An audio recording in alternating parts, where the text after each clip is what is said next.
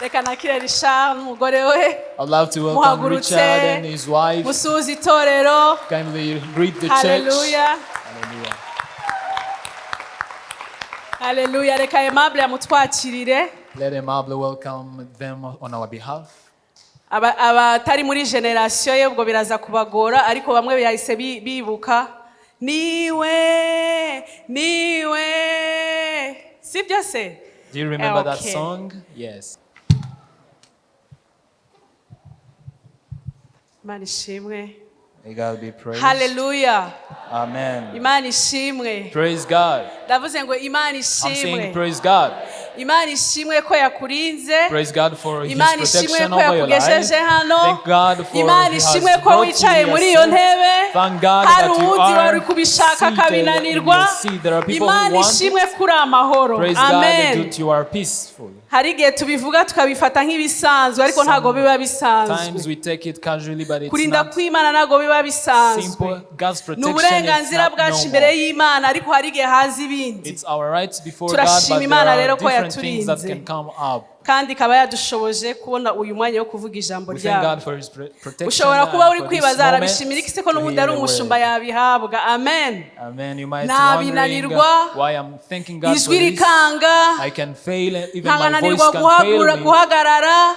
I can Rero fail to nishimwe stand. rikomeye ndabishimira So Imana. I Amen. thank God the Lord for Niba that. wishimiye nanjye koma amashyi. Let's put our hands together Nawe if ufite you can join ishimwe me. cy'ibyo Imana yagushoboje kugira ngo Because uri you hano. have the kinds of praises that God has done for you. Abo twabanye muri kite ya mbere ndashimye Imana ku ishimwe nari mfite numvaga ntava hano ntabyirengagije. I praise God for a particular praise item Ku that by'Imana I yadukoreye muri cannot uyu overlook mwaka. for what God has done for Pastorale us yose hari ukuntu Imana yagiye ibigenza. in the leadership of the church. Iduha umwuka wo kurangiza. Amen. God gives us Turashima Imana grace rero ko yabanye to natwe umwaka complete things. ushize. God was with us Muri last myaka year, 25 tukarangiza ibyo twari and twatangiye. in this year 2025 we were able to Mwarakoze complete kudusengera. what we've started. Thank you for Mwarakoze praying us. kuduheka. Thank you for carrying Mwarakoze us on your back. kutubura. Thank you for Mugasigara mu missing byo twagomba us, kuba turi gukora. but you Amen. stood in the gap and Mukomere do Imana what amashyi we're kuri iryo supposed to do. shimwe. Let's put our hands together for that praise item. Muri uyu mwaka twari dufite teme ivuga ku nyungu kwakira ubwenge bw'Imana n'ubushishozi kubwa Mwuka Wera. We had a theme of receiving God's wisdom and discernment through the Holy Spirit. Murabizi yuko buri gihembwe tuba dufite uko tugenda. Igihembwe cya mbere abavuga butumwa bose baciye hano. You know how we receive different Bavuze preachers cyane bavuga ngo ubwenge ni iki. they were preaching about Bajya what mu is muzi wisdom. bavuga kwakira ubwenge barabuvuga. They talked about receiving God's wisdom. Sinzi niba munyemere nabanza akamuhakira ko ndabona abantu bose bamurangariye.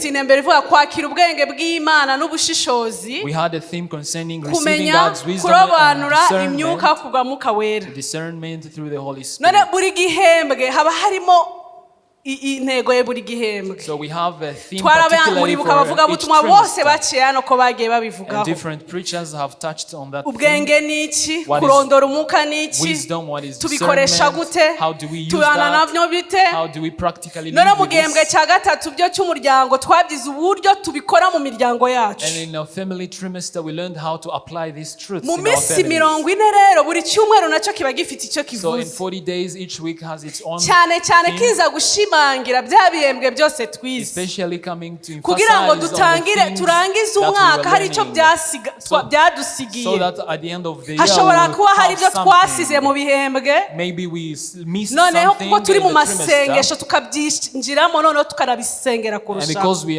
are in prayers, we will be Iki praying for cyumweru rero them. twari dufite teme ivuga ngo akamaro cyangwa inyungu zo gutunga umutima w'ubwenge bw'Imana n'ubushishozi bitangwa na Mwuka So Wera. especially this week, we had a theme concerning Ese ibi bintu the byose benefits twize biratumarira iki? Ni akahe kamaro bidusigira mu buzima importance of busanzwe? having God's wisdom and walking in the Holy Spirit. Twatangiye icyumweru turi kumwe n'umukozi w'Imana Jimmy. We started the week with Pastor Jimmy. Jimmy narabikotinze ejo mvuga ngo hari ikintu gikomeye dusigiye nakotinzemo kote imwe nivuga ngo umurongo mugari nasigaranye. I quoted him one of the main messages that Imana iduha ubwenge bwayo irabiduhishurira. That God reveals his wisdom to us. Kugira ngo tumenye ibyinjira bidufitiye akamaro mu mutima. So that we will know what is important that comes in our bitadufitiye akamaro tubireke. And to forsake those which are not atanga urugero rwo kuvuga ngo ozone kano kayunguriro Imana yadushiriyeho hano hejuru.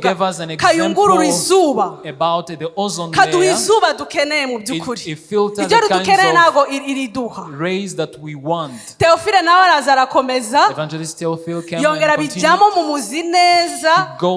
Aza gusanga ngo n'urumuri rutumurukira ibihishe byose dufite. And he said it's a light that shines to the darkest part in our lives. Abo twabanye ejo. So those whom we were together twavuze ukuntu ubwenge buduhishurira kumenya Imana mu by'ukuri. We talked about how God's wisdom helps us to understand God, to know God, the God whom you heard, the God whom you read about, you live with Him, you walk with Him, so that He will become your life, to become your best friend. We learned about different examples who were really dear to God. We talked about Abraham. He was in Sodom and Gomorrah. At the time God was about to destroy he first ibi bintu koko ngiye gukora inshuti yanjye Abraham ndabibihisha. Yari yarakoze ku mutima w'Imana. Abraham yaraheze amasezerano akomeye. Abraham carried great promises. Ku buryo Imana yarakeneye kurinda ibyo bintu Abraham yarafite nk'inshuti yayo magara. Because God needed to protect those tubona things. ukuntu Mose yarafite ubusabane n'Imana budasanzwe. We saw how Moses aho was in a great fellowship with God. To the level where the Bible mentions that I had the conversation face to face. We see Daniel kind of friendship mu bintu yari yaraciyemo in different seasons ku buryo ibyo yari yarubatse n'ibyo yari yaraciyemo byamutozaga kugira imbaraga kukoresha za mbaraga aho bikenewe. Because everything that he went through enabled him and empowered him to nibaza ko Daniel yari kubona imbaraga no gushira imanga kuvuga ko atari buramye ibishashanyo iyo ataba yarakiriye ngo yaramenye Imana muri we. I don't think Daniel would be able to not worship those idols if he hadn't yet received the power before. Tugaruka kuri Yosefu. We came back to Joseph. Urumva twari twavuze nyine abantu bakuru cyane tushaka no kuvuga no ku rubyiruko. We come back to the young people because we were talking about ubusabane bwa Yosefu n'Imana mu busore bwe. Brethren, fellowshipping of Joseph and God was the one that helped him to run away from Potiphar's wife. Kumenya Imana birushijeho. Knowing God more. Imana birushijeho ukabana nayo muri detail y'ubuzima bwawe. Knowing Him more and you live with Him, you walk with Him in all details of your life. Uyu munsi rero tugiye kwiga izindi nyungu zo gusobanukirwa imbaraga ziri mu kumenya Imana. So today we are going also to learn about the benefits and importance of natekereje ku mugabo ukomeye cyane. I reflected on a powerful man of God. Ubuzima bwe bwa mbere his first life bushushanya iyi si turimo. Portrays a kind of world ubuzima bwe bwa kabiri and his after second nabwo life burashushanya iyi si turimo. He also portray this world that we live in. Natekereje umugabo witwa Paulo. And I was thinking about the life of Apostle Paul. Urebye ubuzima bwa Paulo mbere yuko ahura na Yesu Kristo. If you study his life before he met Christ, yari umugabo ukomeye wubashywe iwabo. He was a noble man who was respected highly in his neighborhood. Hari ikintu cyaburaga mu buzima bwe. But there is something that were missing in his life. Hari ikintu cyaburaga mu buzima bwe. There is something that were missing in his life. Paulo yari afite ibintu byose. Paul had everything yari that you can umwanditsi w'amategeko ukomeye cyane. He was a scribe.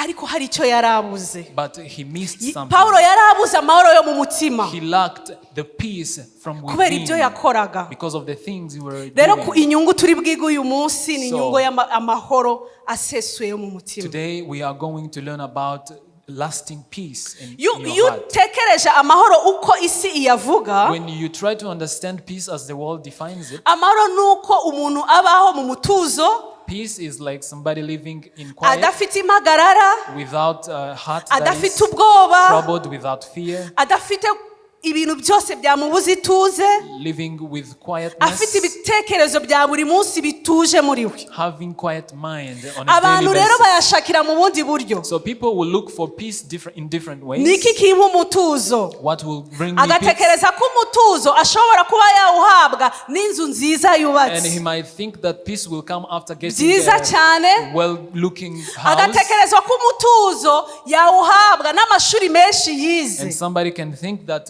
having many degrees Utarize will arifuza give nibura him peace. gusoma no kwandika. Yet an intellect will only desire to know how to Wize write and read. primary nawe arifuza kwiga The segonderi. one who went for primary school Wa is segonderi longing nawe for arifuza secondary kwiga school. amashuri ya The university one ya who completed kaminuza. his high school is looking for None university. baragenda barabyica babyita undergraduate. And they have messed up with calling it an undergraduate degree. Nuvuga ngo barashaka kugushiramo ko hari ibindi bintu Because ukeneye they are kurushaho. trying to instill you something Umuntu akiga in masters. that, and people will pursue masters, Noneho yo bayicamo ibice byinshi bishoboka. and they will divide it in Njye different parts. naratangaye ukiga umwaka wose You yitwa will- masters, You will sit for a whole mwasigara year nk'amezi atatu calling it masters, and when you are left bakagwa with 3 months, specialization human resource amezi atatu gusa they ibindi will byose mwiza ari try to give you masters. specialities Nuvuga ngo in nuwiga kakandi HR. kakandikwa kuri diplome yawe uraza gukenera ukeneye n'akitwa finance ujye muri MBA. After getting your degree, you will find a need in your heart longing for Urabitunga ariko different degrees. ugasanga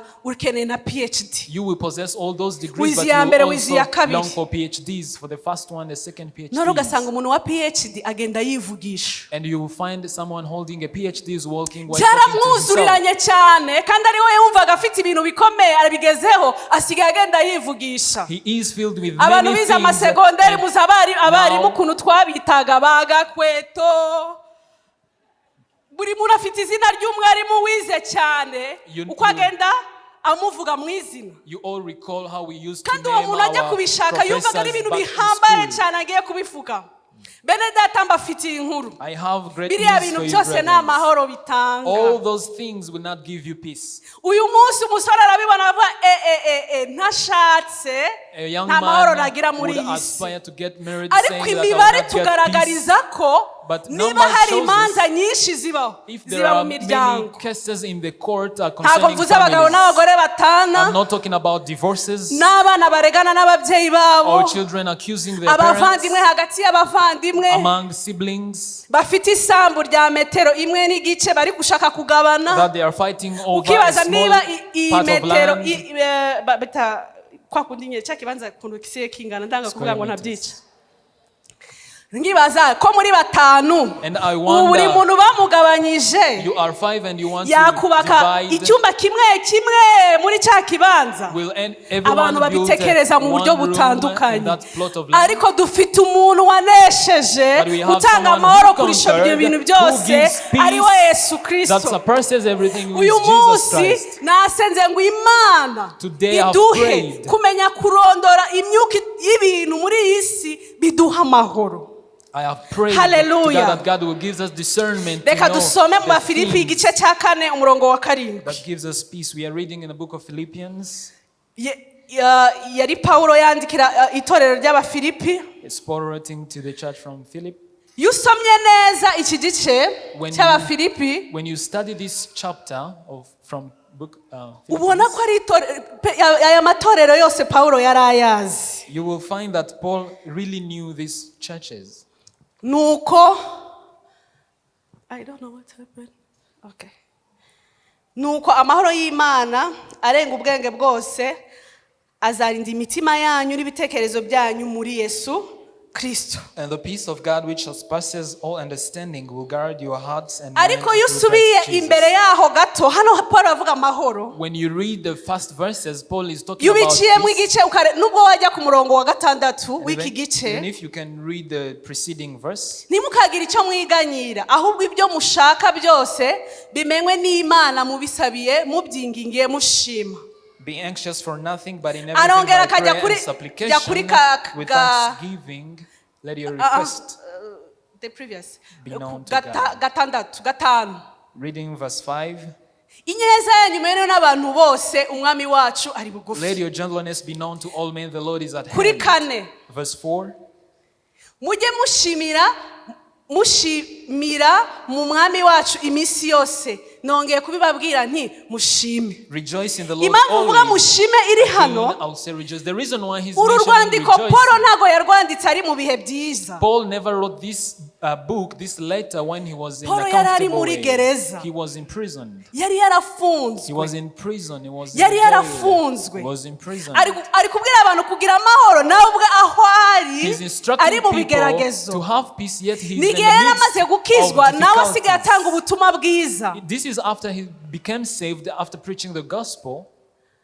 Arafungwa. He was in prison. Arafungwa. He was put in a Ariko jail. arabandikira But he wrote to ngo them, nimwishime iteka ndababwiye ngo mwongere mwishime. saying, rejoice in the Lord Mushime, always. mwongere Again, I will say, mwishime. rejoice. Ngo nuko amahoro y'Imana arenga ubwenge bwose And the peace of arinde God, imitima yanyu n'ibitekerezo byanyu. which suppresses all understanding, will guard your hearts and minds. Nababwiye ko Pawulo I told you that Paul, inzandiko ze zose nyinshi many of his letters, azitangirana amahoro.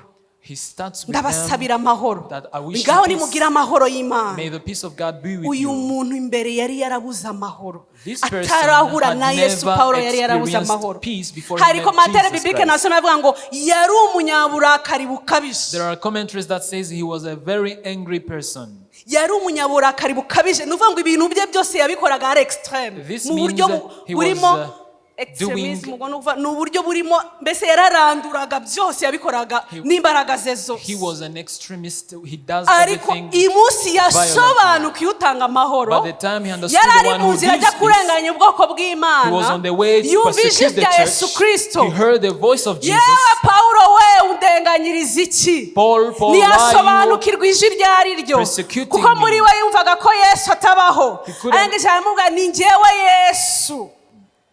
Hallelujah. Hallelujah. He couldn't know Umunsi yakiriye ayo the mahoro, voice. The time he received that Paul aba peace, intumwa y'amahoro mu nzandiko ze he zose. became an Paul apostle of yanditse peace in inzandiko all his nyinshi letters. cyane kurusha abantu bagendanye na He wrote Yesu. many letters, even much more than Kubera those who iki? walked with Yari Jesus. umuhanga ukomeye. Why? Because he was very Yari umuhanga wise. ukomeye He was an wo intellectual kwandika person. w'amategeko. He was a very good Ubuzima bwe author. bwose uko yahuranaga nabo yarandikaga. Every time he met Yava them, muri he iryo would write. torero yajya ahandi akavuga bene data ndabasuhuje. He Ubona would- yuko yazirikanaga umurimo He w'Imana. would send greetings to different churches because the work of God was on his heart. Kuri uyu murongo wa cumi na wa karindwi mu gice cya kane, On this verse 7 in the book of Philippians chapter 4, nawuciyemo ibice bitatu. I've divided into 3 Nibaza parts, ibibazo bitatu. and I questioned myself 3 questions. Iyo avuze ngo amahoro arenze ubwenge bwose, When they aba are ashatse kuvuga talking iki? about the peace that surpasses all understanding, Aba ashaka kutubwira iki? what is the meaning? What is he intending us Ni to ukuvuga ngo know? ni ya yandi twakira It means this ku is the buryo kind of natwe peace that ibitubamo we receive, tudasobanuka ibyo ari byo. that what is happening Ni ya inside of yandi us, dushyira mu we couldn't mitima yacu, comprehend it. The things ukagera mu rugo abana bakubonaga winjira you will find children finding you entering your home, bakabona ntabwo bakubise. and they will not face your punishment. You are not beating them. Yesu agatangira agahindura ibiri muri So wowe. Jesus will start to change things Kamere yawe within, igahinduka. from within, and your Ukaba character umunyamahoro. will start to change. You become Muzi ko peaceful. hari umuntu wasanga agapapuro ku muryango w'urugo rwe, abantu bose bo muri urwo rugo ntibagire amahoro. Do you know that someone can find a piece of paper on the Ariko door, and Yesu iyo everyone yinjiye will muri face troubles, wowe, but when Jesus has come in your heart, n'urugo rurabimenya, even your home will acknowledge that, will know that. n'abana barabimenya. Children will know that. Uzabimenya neza ko umurimo watangiye gukorerwa muri wowe. You will know that he has started working in you. Ariko abantu bose batangiye kwibaza habaye iki? The time all people will start to question what Byari is happening. byakubaho. Imana ikaguha amahoro yo mu mutima ku buryo ikintu kiba icyaha kindi wari usanzwe usimbukiraho.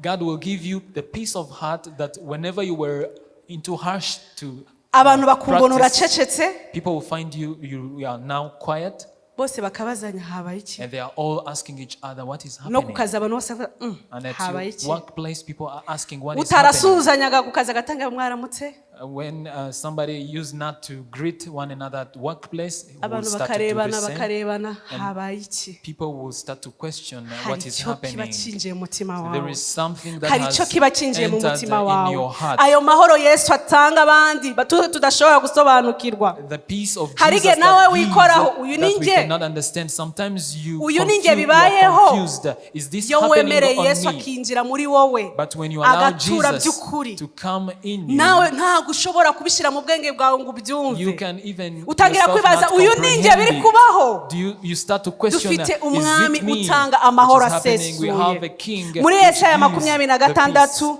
murongo wa 3 Isaiah 26 verse 3. azabika mu mahoro umuntu ufite umutima utekanye kuko yiringiye Imana You will keep him in perfect peace whose mind iyo is umaze stayed on you kuyiringira because he ikubikamo trusts in amahoro you. When ya you mahoro asesuye trust in ya him, mahoro ari mu he will mutuzo give you peace. ya mahoro ikintu He kiza will give you quiet, that everything when it comes, ugatuza imbere yayo you will remain still before his presence. iyo ufite amahoro nta bwoba nta kigukanga There's nothing that will make you fear. iyo ufite when you amahoro have nta peace. kigukanga There's nothing will iyo make you wakiriye wa scared. mutuzo uva ku Mana nta kigukanga When you have received this stillness that comes ijambo from ry'Imana God, muri there's Yesaya nothing that's scary. 41 murongo wa 10 aravuga ngo Book of Isaiah chapter 41 ntutinye verse kuko 7. ndi kumwe nawe ntuhangayike kuko ndi Imana yawe nzagufasha nzagukomeza n'intoki zanjye z'ukuri zizamurinda. Haleluya. Iri ni isezerano ry'Imana. Imana yo maze kuyakira igwa isezerano yuko izabana nawe izakurinda muri byose nubwo twaba dufite ibidukikije ntago biba byoroshe ariko bizakurinda. Aya niyo yandi Paulo yasobanukiwe. Sorry no. These are the promises of God that God gives you, that whenever after you receive Him, He'll give you a promise that you need to fear not, because God is with you. He will uplift you with with His own right hand. And after receiving God, you receive this kind of peace that Paul is talking about. Paul understood this even though he was still in prison. He understood this. What is your prison? Where are you? What are kinds of things that are scaring you? But God is ministering to you that fear not. I'm praying with the Holy Spirit.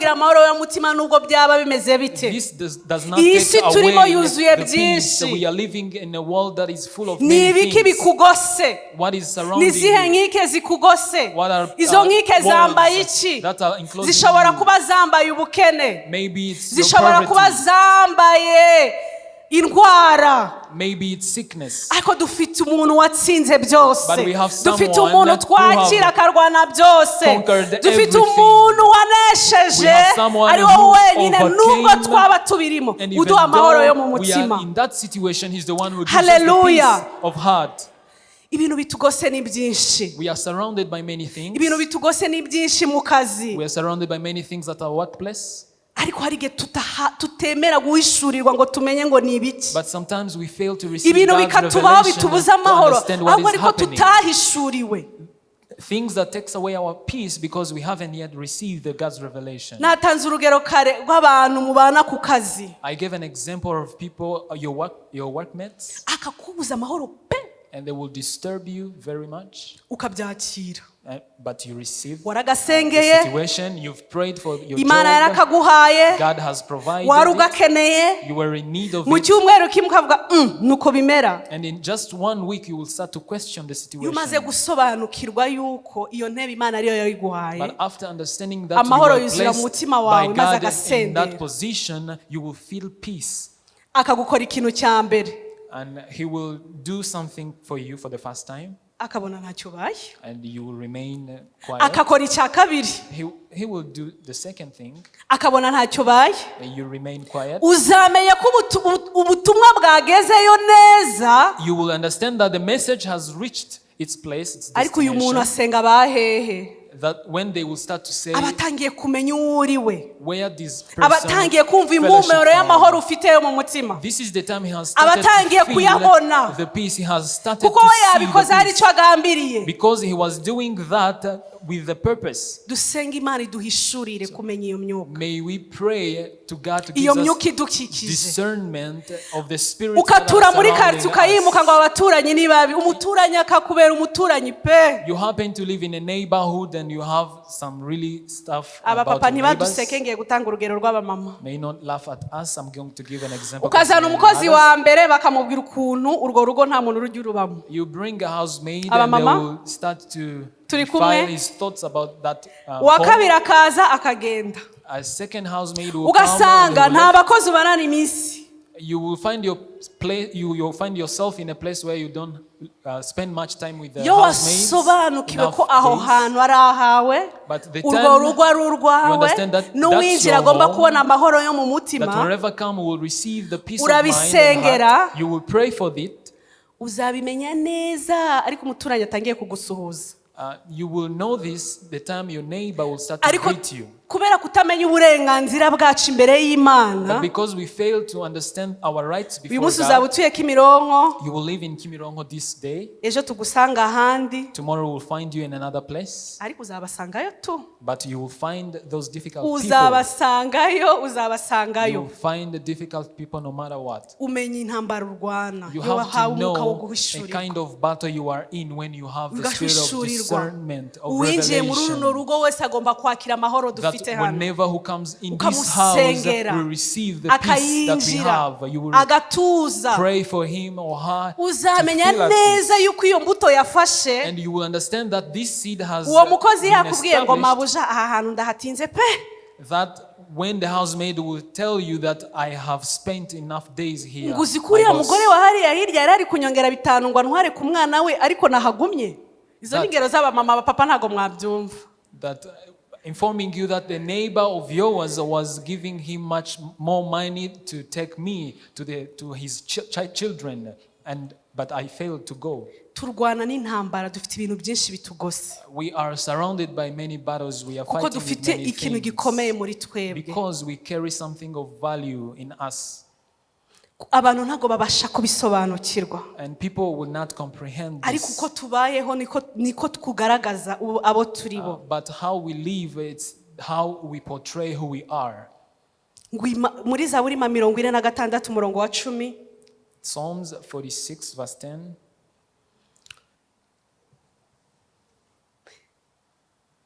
No, 46. Psalms 46 verse 10.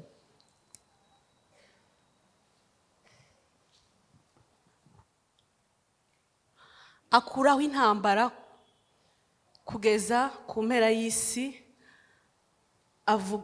avunagura imiheto amacumu, ayacamo kabiri, amagare akayatwikisha umuriro. Ayo ni amasezerano y'Imana. Verse 9, he makes wars cease. Nanze gukoresha amagambo yanjye gusa ndakisha kusingira. Ndashaka wakirira ijambo. Ndashaka wumve intambara zose waba uri guhura nazo. Waraza akazigira gutya akazivunagura. He sees them and he breaks the bow and cuts them ntariko ntitubisobanukirwa. Turirwanirira. We are fighting for ourselves. We are fighting for ourselves. Ugasanga mu muryango and you will find a intambara iraje iguciyemo ibice n'abana bawe. The battles in your family are separating you and your children. Iri jambo nditegura, the time I was preparing the sermon, nanagize ikibazo n'umwana. I had an issue with kandi murabizi ko abanye ntago ari bakuru cyane. My child, and you know they are still young. Hari ikintu nyine cyari cyanze. There is something that was not going well with my papa we ahitambwira ngo none se uguri guhima ndi. And my husband told me, who are you? None nitekerezaho, nikoraho nditekerezaho. And then I did an introspection. Saba Imana ngo nanjye amahoro yo mu mutima. And I asked God to give me the peace hari ibyo ubusunika. There are things you want to push. Atasunika nk'uko ubishaka. And when the person is not pushing the way you want, bikanga pe. It gets stuck. Ariko naje gusobanukirwa ko. But I came to understand ngo abana bacu bazigishwa nande. That our children will be taught by who? Are they going to be ngo taught kandi by ngo you? ntago bazaba imirizo bazaba iki And they will not Uko niko become Uwiteka tails, avuga. they will become the heads. ndahangayikishwa says the n'iki Lord. ko ahari How ko afite am I ubushobozi stop bwo my gukora ibyo heart? ngewe ntashobora He nk'umubyeyi has the ability ko afite to ubushobozi do bwo gukora things ibyo ngewe beyond my ntakora capabilities. ndahangayikishwa n'iki Why am I troubled? ushobora kuba nawe ari kumeze Maybe you are feeling uko the same, ubishaka ngo abe ariko bigenda akaba atari ko biri kugenda that you want things to go the way you want, but it's not. tuza Be still. dufite uturwanirira We have someone who fights on dufite our behalf. uturwanirira We have someone who fights dufite on our behalf. We uturwanirira have someone haguruka usenge fights on our behalf. dufite uturwanira ubimubwire Rise and stand and pray. Tell him your situation. arabandikira Pawulo ati azarinda imitima yanyu n'ibyiyumviro byanyu Pawulo arabandikira ngo azarinda imitima yanyu n'ibyiyumviro byanyu Yeah, Paul wrote to them that God will guard your heart and minds. ijambo kurinda The word guarding, ni ijambo rikomeye cyane it's a powerful word.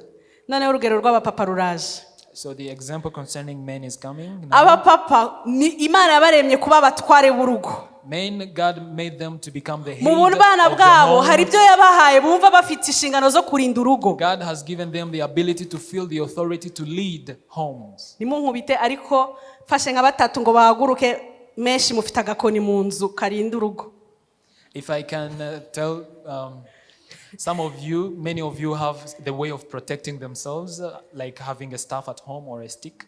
ariko ukumva uragafite tu urakabitse And you feel you have kept something ukumva ko behind. iriya nkoni ufite n'umujura waza ufite isasu wamukubita And you feel that you can defend your home even from the robbers. kuko muri with wowe the harimo guns, ikintu with cya the protection with the kurinda stick. urugo Because there is a kind that has been instilled in you of protecting your home. nakuze iwacu nkabona pe I grew up seeing the stick kubera in impamvu my ry'ibanga home. rikomeye ntari buvuge si iwanje ntago ndi bubavuge ariko iwacu kari gahari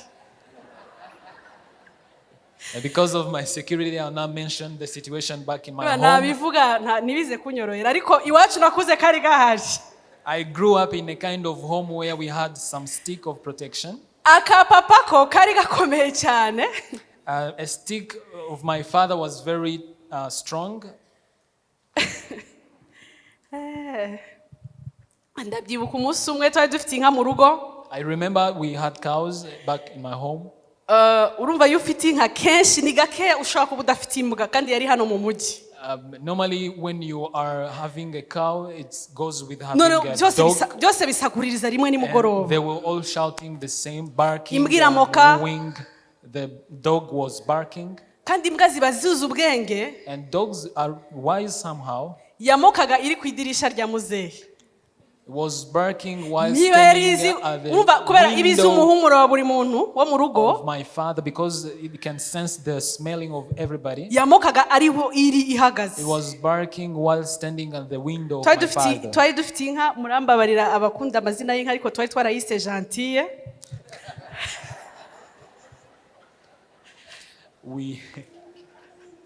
We named our cow Gentil. Bear with me for those who love cows. yari ifite izina ry'ikinyarwanda yitwaga imbonera ariko twe mu rugo kubera abana twari twarayise gentille The cow had the name Imbonera in Kinyarwanda, but we children, we named it nayo Gentil. irabira And it was, niko bavuga ntaza kubyica the cow was hari abantu wowing. baba sensitive cyane mu kinyarwanda ntaza kubyica There are people who are very sensitive to Kinyarwanda language. urumva Bear nyine with me. hari habaye ikibazo mu rugo So there was a problem at home. arafungura asohokana My father cya opened giti the door and came with a stick. ya nkoni ntabwo ari ni inkoni aha nanze kudescribe uko yari imeze ariko yo mwumve ko yari powerful I don't want to describe how it looked like, but it was really a strong hano hari abagabo stick. bamuzi Innocent yari inshuti Innocent hari abantu bamuzi He was a friend to ukuntu Innocent. areshya n'ukuntu angana His ukabona height nyine and his yasohokanye iyo size, nkoni njyewe coming numvishe out binsekeje with a stick. I Ndabese, laughed at buriya the yo aba ari situation, umuntu ufite isasu twari kubigenza gute wondering if somebody came with a gun, ngo ariko yari kubona ko the mpari situation kandi would mfite ikintu be. nitwaje And then he replied he would ni kubera have imana found yabahaye me. umwuka wo kurinda This is because God has given them the spirit of protection, but we have someone, we have someone who looks after us. So if you feel you cannot sleep with having arms of protecting you, why are you fearful if you have a stick in your Hallelujah. Hallelujah. akarinda n'imitima yacu n'ibyiyumviro byacu kugira ngo ibyinjiramo bibe ari iby'umumaro ari byo bya bindi biduha amahoro. Which are those things that brings peace. Natanze urugero rwa kare ariko ndumva ari rwiza. Ndi proud y'urwo rugero. I'm proud of the example that I've given before. Murabona iyo president agiye kurahira, do you see for the presidential inauguration, hari birango bamuha, there are signs and that they give him. Mu birango rero dufite mu Rwanda habamo incumu n'ingabo. We have a spear and a shield. Thank you. Nuba ngo abafite ububasha bwo gufata icyemezo cyose cyo kukingira ikintu cyose cyakora ku munyarwanda. That is an image, a picture that he have a capabilities of protecting. Muribuka nyine bya bibazo by'imisi yashize tujya dusengera hano. And you remember the problems in the past days that we were hari ijambo rimwe yavuze gusa. He spoke just one word. Ngo muryame musinzire. Sleep. Hallelujah. Ngo muryame musinzire. Go and sleep. Noneho we nta muntu nigeze mbona abafirima ufata igikapu ava mu Rwanda. Hari abo mwabonye? Je nabona abonye. Ijambo kubera afite ubwo bushobozi bwo kutubwira muryame musinzire. That word, because of his authority telling us to go and sleep. Akaduha n'ibimenyetso bigaragaza ko tugomba kuryama tugasinzira. And he gives us even the signs that we need to go and sleep. Akaduha ibimenyetso bituma turyama tugasinzira nk'abanyarwanda. To give us the signs kandi n'afite umutware w'abatware utubwira ngo araturinze. And we have a King of Kings and a Lord of Lords who knows how to protect us. Hari imbaraga zikomeye mu kurinda. There are great powers and authority in guarding our Imana yacu iraturinda. Our God protects us. Ararangiza aravuga ngo ibyo byose biri muri Yesu Kristo. Nico gice gikomeye cyane nkunda. And he said ngo ibyo byose biri muri Yesu Kristo. They are all through Jesus Christ. Ayo mahoro yose ko kurinda kose tubibonera muri Yesu Kristo. That kind of peace and protection we find them in Christ Jesus. Yesu bwe ararangiza agiye kurangiza imisi ye nyuma ajya ku musozi agiye gusenga. And upon completion of his mission, Jesus went to the mountain and prayed that I give you amahoro atari uko isi yatanga. Not the peace concerning the ngo world mbahaye amahoro atari uko isi yatanga. I give you peace not of yarazi ko intumwa ze he knew that his disciples after bazahura n'ibintu byinshi. They will face many troubles. Ariko muri izi byose muzacamo but among the things basigiye amahoro yanjye. I left you Hallelujah. my peace. Muri ibi byose muzacamo in everything aho muzagenda aho muzanyura muzibuke ko nababwiye ijambo ry'amahoro. Yesu Kristo niwe muntu wenyine utanga amahoro akomeye mu mutima. Tuhura nawe twamaze kumwakira nk'umwami n'umutegetsi w'ubugingo bwacu. Him after receiving him and trusting him as a Lord and Savior. Ushobora kuba uri hano wibaza ayo mahoro uvuga ko nge ntanayazi ntanayumva. Maybe you are here and you are wondering about the peace that I'm talking about. niwe wenyine twaboreye aya mahoro. Niwe wenyine twabonye kurinda gukomeye muri we. Muri Yesu Kristo niho honyine twaboreye amahoro arambye. In Jesus Christ we have seen lasting peace. Hallelujah. Yumva nta kindi yabasigira. Yari afite ubushobozi bwo kubasigira. Yari afite ubushobozi bwo gukora ibitangaza. He had the ability to leave them with miracles. Yari yaragendanye nabo barabonye ibitangaza. He walked with them. They saw washoboye gutubura imigati yananirwa kubasigira ikindi kintu kirenze. The one who were able to multiply. Washoboye gutubura imigati yasigwa kubasigira ibintu bifatika. He was able to left with them tangible ariko yari kubibasigira bigashira. But he would have left yari kubibasigira bakaryana namo. They will run out of them. They will quarrel. Ariko abora nta kindi kirushije. But he found there's nothing more basigiye amahoro. To leave them amahoro with the ntanga abisi badatanga. The peace that the amahoro world doesn't tutabona muri offer. bya bindi twize. The peace that we do not find. Amahoro waba wujuje inzu utashobora kubona udafite Yesu Kristo. The things you cannot find kugira inzu ni byiza. even if you have completed your house. Kwishakisha ni byiza ariko uyibona gute? Having and finding your house is good, but how are you doing that? Uyibayemo gute? How are you living in that house? Kushaka urushako ni rwiza. Getting married is good. Ariko uriteguye. But are you Umwami prepared? ukomeye utanga amahoro ari muri wowe. A powerful king who gives Uzakubasha peace is kubaka in urwo you. rushako. He's able to help you to build Ako your kazi home, ni your keza marriage. kukabona uyu munsi. Yes, that job is good. Uragakeneye cyane ndetse. You really need it. Ariko uzagakora gute utari But umunyamahoro? how are you going Utari to perform umunyamutuzo? if you are not peaceful, if you're not Imana still? iduhishurira ubwenge bukomeye cyane bwo kwakura amahoro yo mu mitima May yacu. God reveal the great revelation about having His peace in your heart. Hallelujah. Hallelujah.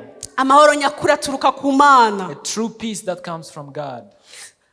Abisi ntago bayaguha. The world will not offer that peace to you. Ikintu cyakuza ugahamagara. Thing can come up Ugahamagara uwa mbere ukomeye uzi ko ariho ubonera ubutabazi. and you can look for emergent things to rescue you for the first person. Ndaguhamiriza ko uwo muntu kenshi byanga akakubwira arahuze. Telling you the truth, you'll find that person is Cyangwa akabona very nimero busy. yawe iraje arayirebye gutya Or arayimiza. when he receiving your call, he will switch off. Wahamagara abandi bakagutabara bafite ubumenyi burengeje bize. You can call upon many people who are knowledgeable to help you. Ariko udafite Yesu Kristo nta mahoro wabona. But if you do not have Jesus Christ, you will not find peace. Hallelujah. Dawudi muri Zaburi 26 In Psalms 23 23, aravuga ngo Uwiteka niwe mwungeri wanjye sinzakena. he's saying the Lord is my Anjyamisha mu shepherd. cyanya cy'ubwatsi bubisi, anjyana iruhande rw'amaso adasuma. Asubiza intege mu bugingo bwanjye, anyobora inzira yo gukiranuka kubw'izina rye. Ngo nubwo nanyura mu gikombe cy'igicucu cy'urupfu, sinzatinya ikibi cyose. Ayo niyo mahoro Imana itanga. Nubwo wabona urupfu riri imbere yawe, ariko kubera yuko uzi ko Yesu yatsinze urupfu, but because Jesus has defeated death, hari uwo nizeye you will come to conclusion wapfuye that I akazuka. believe the one who Hari died uwo and nizeye resurrected, the one whom I believe, wanesheje uru rupfu, who nyuma conquered y'iminsi death. 3 arazuka. After 3 days he resurrected. Ngo antunganyirize igikombe imbere y'abanzi banjye. He prepared a table before me in the presence Nubwo of my baba enemies. bakugose bangana bate, Even though you are surrounded by many agutunganyiriza enemies, ameza imbere yawe. he will prepare a table before their presence. Turi muri Sunday school mbere nari nzi ko ari ameza yo kurya ibiryo. Before we were in the Sunday school, I used to think that this is a table where we dine on. Aguhesha icyubahiro imbere y'abantu bakubona. He will honor you before the presence Hallelujah. of people. Nahoze ntanga urugero ukuntu yuri mu kazi hari abantu wasobanukiye ko iyo ntebe ari yawe. I was giving an example for Ukabona ko people utari kurwana who understood n'inyama n'amaraso. that you are not fighting with the flesh and blood. Mu minsi mike wa mbere abona nka green card akagenda. Abantu bari kubyumva. Warasenze umuntu wakugeragezaga. When you were praying for a Umva, difficult simigisha person se. whom you live with, Ntabwo akabona uwa mbere aragiye. you can pray and you will find the first person will Uwa kabiri ukajya go kumva from ngo the nge job, ndumva iki kigo nkirambiwe. and the second person would find him saying, I'm tired of Aho this uzasobanukirwa organization. neza yuko wamenye kurekera mu burenganzira bwawe kuri ya ntebe. That time you will understand that you have understood your Agasigara right to claim agasigara baza amakuru. your things. Ngo na wa wundi aracyahari. Aracyahari. The person Ko Imana hari icyo yavuze kuri we. Will start to go around asking, is this person still in the organization? Yes, he's still there because it was God's plan. Ayo niyo y'ameza navugaga. That is the kind of table that the Bible is talking about. Ukaba mu rugo. You will live in your home, Ugahura n'intambara zikomeye. facing different battles. Imiryango yacu murabizi ko igira ibintu byinshi. You know we face different difficulties. Bagatera hano, bagatera hirya, bagatera hano. You will be attacked different sides. Ariko icyo wasohoye muri wowe, but the thing you brought out from you, uzamenya neza kuri gusohora amahoro. You will know that you are bringing peace. Nguzi ko ntacyo bimutwaye we. When people will start arguing around that, is this Nguzi person ko ntacyo bimutwaye. troubled by this situation? Bakabazanya ngo na bya bindi wabikoze. They will start to ask one another, ko ntacyo yabaye. You've done this? Yes, I've done that. Uzasobanukirwa neza yuko wamaze kumenya amahoro yo mu mutima wawe. You will then understand that you have received the peace within your heart. Twabonye amahoro y'Imana tubikesha kwizera Yesu Kristo. We have received God's peace after trusting in Jesus Christ. Kwizera Yesu Kristo biduha amahoro yo mu mutima. Believing in Jesus will bring peace in our hearts. Kwizera Yesu Kristo biduha gutuza muri twebwe. Trusting in Jesus will bring us stillness, quietness. Kurya na bya bindi dusengera byakagombye kuyatubuza. Even the things we are praying for that tubituriza muri we kubera ko tuzi yuko ari utegeka. We remain still because we know he's in control of everything. Ndagutanga niba utazi Yesu Kristo. So I want to tell you, if you do not know Jesus Christ, ngwino umwakire. Come and receive him. Tugiye gusenga mu buryo bubiri. We are going to pray in two different ways. Tugiye gusenga twebwe ubwacu twakiriye Yesu Kristo. We are praying, we who are believers already. We have many things. Shobora ko hari ibyo navuze. Maybe I mentioned some. Maybe I forgot ariko some. Muka wera yagusobanuriye. But the Holy Spirit yagusobanuriye ikikubuza amahoro. Holy Spirit had explained the things that are taking away your peace. I don't know what kinds of walls that you have written things on. Ariko arayatanga. But he gives peace. Arayatanga. Tugiye gusenga. We are going to pray. Imana itwuzurize umuka w'amahoro. That God will fill us with the spirit of peace in us n'imiryango yacu. and in our families. Turahaguruka dusenge. We will stand and pray. Dusengera hamwe twese. Praying together. Ariko niba wumva hari ikintu kikuremereye cyane muri iyi minsi. But if you feel something heavy on you these days. Ugitekereza ukumva noneho ubwenge buvuyeho. When you reflect on that, you are lost niba in your mind. Gihe cyo kubura n'ibitotsi ukavuga kubera ibintu utekereza byinshi. Even if you are on a level of not able to sleep, kugira ngo ushobore gusinzira. That you are on medication for ariko you mu to gitondo sleep. Rabyukubisange. But you will find the same problems. Tugusengere Imana iguha imbaraga yo kugira amahoro yo mu mutima. We are going to pray for you, for God to give you the peace. Tugiye guhaguruka tubanze twisengere. Let's stand and pray for ourselves. Nyuma turaza kwakira n'abantu bumva bagiye kwakira amahoro ya Yesu bwa mbere, bagiye kwakira Yesu Kristo mu mitima yabo. After that we'll receive those who want to receive Jesus Christ. Reka dusengera amahoro yo mitima yacu. Let's pray for the peace. Ariko niba wumva uremerewe cyane ukeneye ko abantu batwaturaho bakagusengera, nukuri waza nago biteye isoni. Nako biteye isoni waba mu nzu y'Imana warabuze amahoro kubera ibintu byinshi uri gucamo. Ukeneye gusengera kugira ngo uhabwe imbaraga zo kubirwa zo kubira. You don't have peace, you can come and be prayed for to receive power to face them. Mbega amahoro yakuzura isi umwami Yesu